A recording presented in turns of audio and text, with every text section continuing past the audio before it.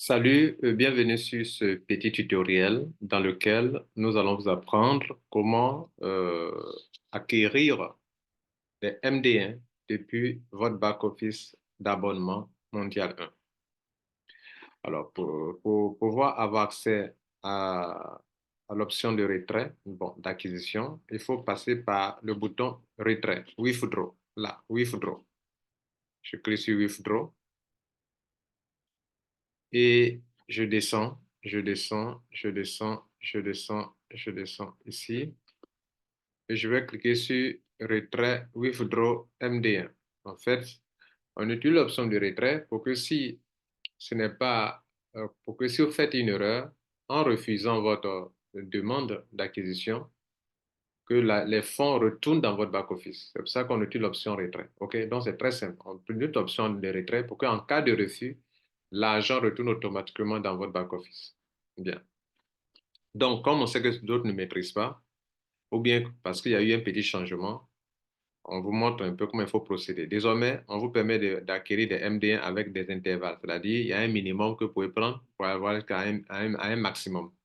Donc, on donne la possibilité aux gens de faire plusieurs choix désormais.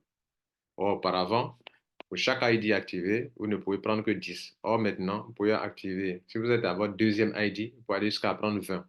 Si vous êtes avec cinquième ID, vous pouvez aller jusqu'à prendre 50 MD1. Mais vous n'allez pas taper 50 parce que vous devrez prendre 50 MD1. Quelle est la valeur des 50 MD1 que vous voulez prendre?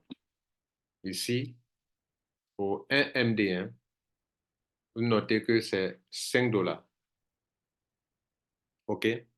Donc, si vous voulez prendre, par exemple, moi j'ai activé 5 ID, ça veut dire qu'il me faudra, euh, puisque pour un ID activé, il me faut 10 MD1. Donc, comme j'ai activé 5 ID, il me faut 50 MD1. Mais les 50 MD1 vont me coûter combien? Puisque ici, dans le contexte, OK, un MD1 me fait 5 dollars. Donc, les 50 MD1 vont me faire 250 dollars. Donc, dans le retrait, quand j'écris sur Withdraw, c'est 250 dollars que je vais mentionner. OK, 250 dollars. Et puis, je ne touche à rien, c'est 250 dollars. Donc, je clique sur Confirmer. Pourquoi? Parce que j'ai droit à 50 MD1. Et donc, les 50 MD1 vont me coûter 250. Pourquoi? Parce que pour un ID activé, ça me donne 10 MD1. Et comme j'ai 5 ID activés, j'ai droit à 50 MD1. Et les 50 MD1, un MD1 dans cette offre spéciale, c'est 5 dollars. Donc, ça me fera 50 fois 5, ça fait 250.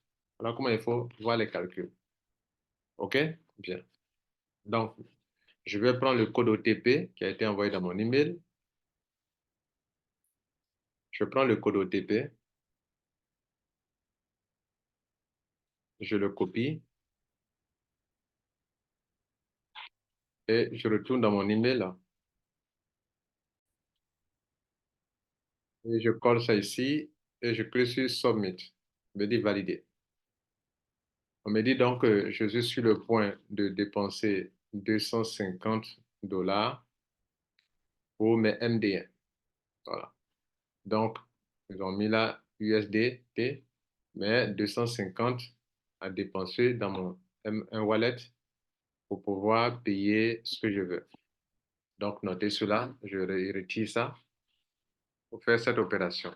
C'est écrit là, Amount Withdrawal. Le montant retirable, c'est 250 dollars. OK? C'est ce qu'il y a là. Donc, on me demande votre ID pionnier. Je mets mon ID pionnier, ID 1000, c'est un exemple. Combien d'ID j'ai activé? J'ai activé 5. OK. Quel est mon dernier ID que je suis en train d'activer? J'ai activé, je suis sur mon dernier ID 850. Je clique sur confirmer. Voilà. Si vous avez fait les choses correctement, vous voyez qu'on dit que je viens de dépenser pour 250 un wallet. Donc, mon opération est en pending. Quand ils vont valider l'opération, si c'est bien fait, alors le MD1 va apparaître dans la partie ici, juste en haut de mon solde. la case qui est juste au-dessus, c'est écrit là token MD1. C'est ici que ça va apparaître pour mes 50 MD1. Aussi simple que ça. Donc, je récapitule. Un autre exemple. Par exemple, j'ai activé 7 ID. Donc, on me permet de commander entre 10, qui est le minimum pour un ID, jusqu'à 70 MD1. Voilà ce qu'on me permet désormais. OK, 70 là, ça me fait combien de francs de dollars? Un MD1 fait 5. Donc, ça va faire 70 fois 5, ça va faire 350 dollars. Donc, quand je viens ici, dans la partie retrait que je suis withdraw, ce sont le montant de 350 dollars là, que moi je mets dans la case ici 350 parce que c'est ce que je dois payer. Maintenant, l'administration, eux, quand ils vont recevoir cette opération de retrait, eux, ils vont diviser 350 là d'abord par 5. Ça va faire 70. OK, donc ils savent que vous devrez créditer de 70 MD1. Mais en le faisant, ils vont se demander, est-ce que ce monsieur-là peut avoir droit à ça? Puisque les 70 MD1, ça veut dire que vous avez activé jusqu'à 7 ID. Donc, ils vont diviser les 70 par 10 pour voir combien d'ID vous avez activé. Est-ce que c'est vrai que vous avez activé 7 ID? Est-ce que vous avez droit à ça? Voilà ce qu'ils font. Alors, c'est comme ça que vous pouvez faire désormais. Je suis à mon 7e ID, c'est-à-dire je peux commander jusqu'à 70 MD1. Je suis à mon 8e ID activé, donc je peux aller jusqu'à 8 fois 10, 80 MD1. Voilà comment désormais vous pouvez le faire. Donc, on a créé un intervalle pour que vous puissiez le faire. Donc, dans cette case, c'est le montant que vous devrez dépenser pour avoir le nombre de MD1 dont vous avez droit que vous devrez taper. Donc, ne vous paniquez pas, enfin, ne vous trompez pas. Faites-le de cette manière et ce sera un peu très simple. Merci et bon succès.